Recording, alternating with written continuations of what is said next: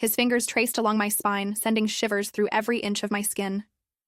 The music from the living room masked our quiet breaths, but nothing could hide the tension crackling between us. I'd known Simon for exactly 3 hours. Yet here, I was, pressed against my bedroom door, his mouth finding that perfect spot on my neck that made my knees weak. "Your roommate's going to hear?"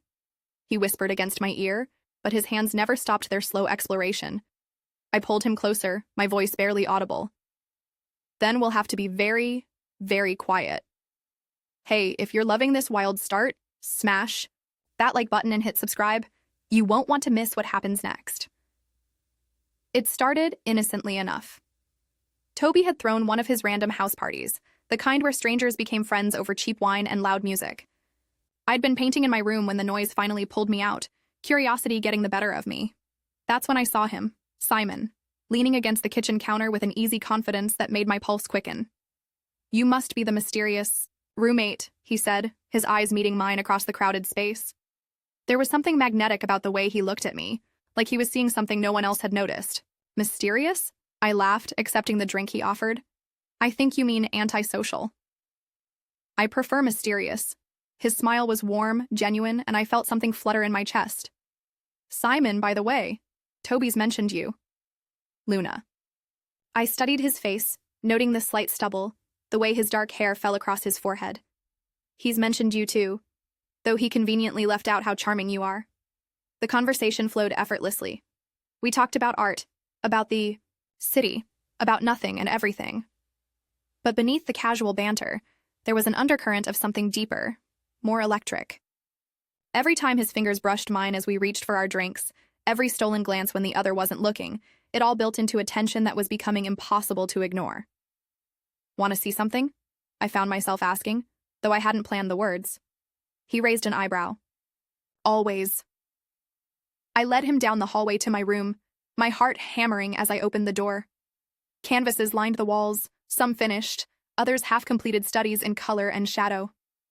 "Incredible," he breathed, moving closer to examine a painting of the Baltimore skyline at sunset. "You capture something most people miss." "What's that?" He turned to face me, and suddenly the space between us felt charged. The way light can change everything, make something ordinary feel electric. The word hung in the air between us, heavy with meaning. I stepped closer, close enough to catch the scent of his cologne, warm and inviting. "Is that what this is?" I whispered. "Electric?" Instead of answering, he reached up, his fingertips barely grazing my cheek. The touch was feather-light, but it sent heat racing through my veins. My breath caught as his thumb traced along my jaw, his eyes never leaving mine. "Luna," he said softly, my name sounding different on his lips. More intimate, more dangerous. I didn't trust my voice, so I answered by closing the distance between us. Our lips met in a kiss that was gentle at first, tentative, testing. But when I responded, when my hands found the front of his shirt and pulled him closer, something shifted. The kiss deepened, became hungrier, more urgent. His hands tangled in my hair as I pressed against him, feeling the solid warmth of his chest through the thin fabric of his shirt. Every nerve ending seemed to spark to life under his touch, my body responding in ways that left me breathless. "We should probably," he started to say, but his words trailed off as I kissed along his jawline, finding that sensitive spot just below his ear. "Should what?" I murmured against his skin, feeling him shiver under my touch. His response was to spin me around, pressing me gently against the door. The cool wood against my back was a sharp contrast to the heat building between us. His mouth found mine again, more demanding this time, and I met his intensity with my own. My fingers worked at the buttons of his shirt, desperate to feel more of him. His hands roamed over my body, mapping every curve through the thin material of my dress. When he lifted me slightly, my legs instinctively wrapped around his waist, and I felt his sharp intake of breath against my lips. "God, Luna," he whispered, his voice rough with desire. "You're incredible." The compliment sent warmth flooding through me, but it was the way he looked at me that truly undid me, like I was something precious, something worth savoring. His hands found the hem of my dress, fingers tracing along my thighs with agonizing slowness. I pulled his shirt over his head, my palms exploring the planes of his chest, feeling his muscles tense under my touch. He was beautiful in the dim light, filtering through my curtains, shadows playing across his skin in ways that made me want to capture this moment in paint. But painting was the last thing on my mind as he lifted me, carrying me the few steps to my bed. He laid me down gently, his eyes never leaving mine as he settled beside me. The mattress dipped under his weight, and I turned toward him, my hand tracing patterns on his chest. "You're sure about this?" he asked, his fingers stroking through my hair. Instead of answering with words, I showed him. I kissed him with everything I had, pouring all my want and need into the connection between us. He responded in kind, his touch becoming more confident, more assured. His lips traced a path down my neck, finding all the places that made me gasp. My dress became an obstacle, one that we solved together with fumbling fingers and breathless laughter. Soon there was nothing between us but heat and want, and the electricity that had been building since the moment we met. When he touched me, really touched me, I arched against him, my breath coming in short gasps. His name fell from my lips like a prayer, and I felt him smile against my skin. "So responsive," he murmured, his voice filled with wonder. "So perfect." The music from the party provided a soundtrack to our movements, bass thrumming through the walls as we found our own rhythm. Every touch, every kiss, every whispered word built the tension higher, until I thought I might shatter from the intensity of it all. He moved above me with a grace that took my breath away, his eyes locked on mine as we moved together. The connection was more than physical. It was something deeper, more profound, like we were speaking a language only we understood. Time seemed to slow and speed up simultaneously. One moment I was drowning in sensation, the next I was floating on waves of pleasure that threatened to pull me under completely. His touch was everywhere. Hands stroking, lips exploring, breath hot against my skin. I lost track of where I ended and he began. We moved as one, our bodies finding a perfect synchronization that felt both natural and otherworldly. Every motion sent sparks through my nervous system, building towards something that felt both inevitable and impossible. "Look at me," he whispered when my eyes started to flutter closed, overwhelmed by the sensations coursing through me. "I want to see you." I met his gaze, and what I saw there, the intensity, the tenderness, the raw desire, nearly undid me completely. His thumb traced along my cheek as we moved together, grounding me even as I felt myself spiraling toward the edge. The pressure built and built, a coiling tension in my core that grew tighter with every thrust, every touch, every breathless gasp. My fingers dug into his shoulders, holding on as the sensation threatened to consume me entirely. When the wave finally broke, it crashed over me with a force that left me breathless and shaking. I cried out softly, the sound muffled against his shoulder as pleasure rippled through every cell of my body. He followed moments later, his own release shuddering through him as he buried his face in my neck. For long moments afterward, we lay tangled together, our breathing slowly returning to normal. His fingers traced lazy patterns on my skin while I listened to the steady beat of his heart beneath my cheek. "That was," I started to say, but words felt inadequate. "Yeah," he agreed, understanding without explanation. "It was." The party outside my door continued, but it felt like it belonged to another world entirely. In here, in the cocoon of my room with its paintings and soft lighting, there was only us and the warm aftermath of what we'd shared. He pulled the sheet over us, creating an intimate pocket of warmth. I curled into his side, marveling at how perfectly I seemed to fit against him. His arm tightened around me, and I felt safe in a way I hadn't experienced in a long time. "I should, probably," he began after a while, but I could hear the reluctance in his voice. "Stay," I whispered, surprising myself with the request. "Just for a while longer." He pressed a kiss to the top of my head. "Okay, just for a while." But a while turned into hours. We talked in whispers, sharing stories and secrets in the darkness. He told me about his work as a photographer, how he was always chasing the perfect shot. I told him about my art, about the way colors spoke to me in a language I couldn't quite translate. When we weren't talking, we were touching, gentle caresses that had nothing to do with passion and everything to do with connection. His fingers traced the line of my collarbone while I mapped the scar on his shoulder from a childhood accident. "This is dangerous," he said at one point, his voice soft in the darkness.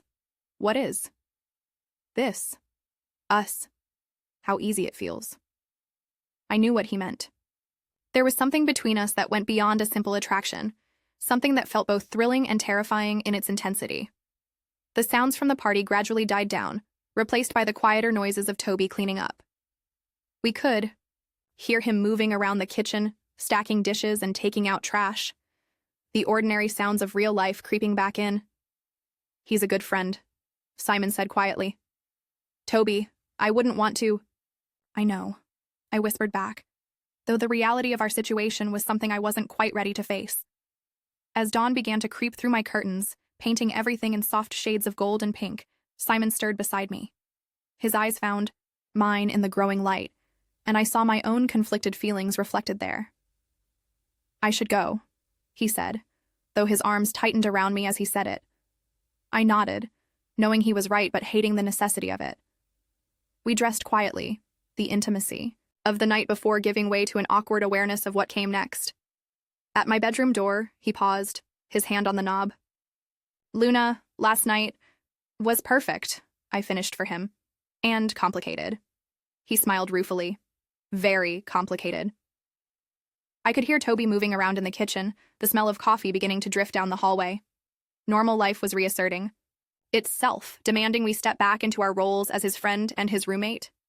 Simon leaned down and kissed me softly, a gentle goodbye that somehow felt more intimate than everything that had come before. "I'll see you around," he whispered against my lips. "Yeah," I whispered back. "See you around." He slipped out of my room, and I listened to his quiet footsteps down the hallway. I heard him say goodbye to Toby, their voices too low for me to make out words. Then the front door closed, and he was gone. I sank back onto my bed, the sheets still warm from his body, still carrying traces of his scent. The paintings on my walls looked different somehow, as if they'd absorbed some of the energy from the night before. A knock on my door made me jump. "Luna, you awake?" Toby's voice cheerful and oblivious. "Yeah, just getting up," I called back, grateful my voice sounded normal. "Simon left a few minutes ago. Seemed like he had a good time at the party."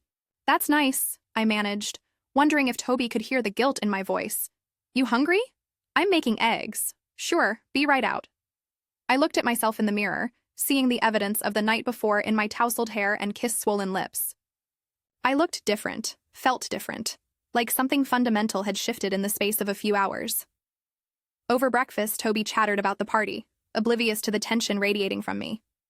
I nodded and made appropriate responses while my mind replayed every moment with Simon, every touch, every kiss, every whispered word. "You okay?" Toby asked at one point, noticing my distraction. "You seem, I don't know, different." "Just tired," I lied, forcing a smile. "Long night."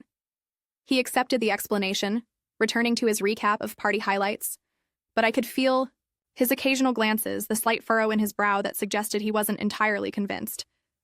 The day passed in a strange haze. I tried to paint, but my hands shook too much to hold the brush steady. I tried to read, but the words swam on the page. Everything reminded me of Simon, the way the light fell across my easel, the sound of laughter from the street below, even the taste of my morning coffee. By evening, I was a mess of conflicted emotions. Part of me hoped he would call, hoped he would find some excuse to come back.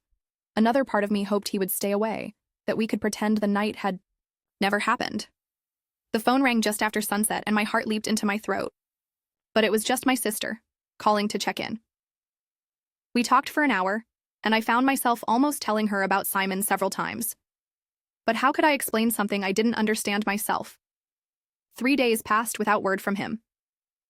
I told myself it was for the best, that keeping our distance was the smart thing to do. But every time Toby mentioned Simon in passing, my pulse quickened. On the 4th day, I was coming back from the grocery store when I saw him.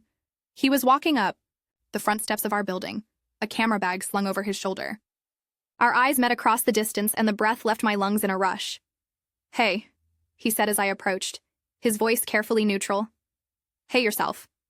We stood there for a moment, the weight of unspoken words heavy between us. He looked as conflicted, as I felt desire and caution warring in his expression. Toby asked me to pick up something he left in his car," he explained, though we both knew it was probably an excuse. Of course. The silence stretched between us, loaded with memory and possibility. Finally, he stepped closer, close enough that I could smell his cologne again. I can't stop thinking about you, he admitted, his voice low and rough. Simon, I know it's complicated. But that night, he ran a hand through his hair, frustrated. It meant something, to me, at least. To me, too, I whispered, the admission torn from somewhere deep inside me. He reached out then, his fingers barely brushing mine. Even that simple touch sent electricity shooting up my arm. What do we do? He asked. I looked up at him, seeing my own conflict reflected in his eyes. The smart thing would be to walk away, to preserve the friendship, to avoid the complications. But smart had never been my strong suit when it came to matters of the heart. I don't know, I said honestly, but I know I don't want to pretend it didn't happen. His hand closed around mine, warm and solid and real. Neither do I. Sometimes, the most dangerous attractions are the ones that sneak up on you, the ones that start innocent and become impossible to ignore. If you were in my shoes, would you risk everything for one perfect night? Or would you walk away to protect what already exists? Drop your thoughts in the comments. I genuinely want to know what you'd do. And if this story got your heart racing, smash that like button, hit subscribe, and turn on notifications because things are about to get even more intense. Thanks for reading, and I'll see you in the next one.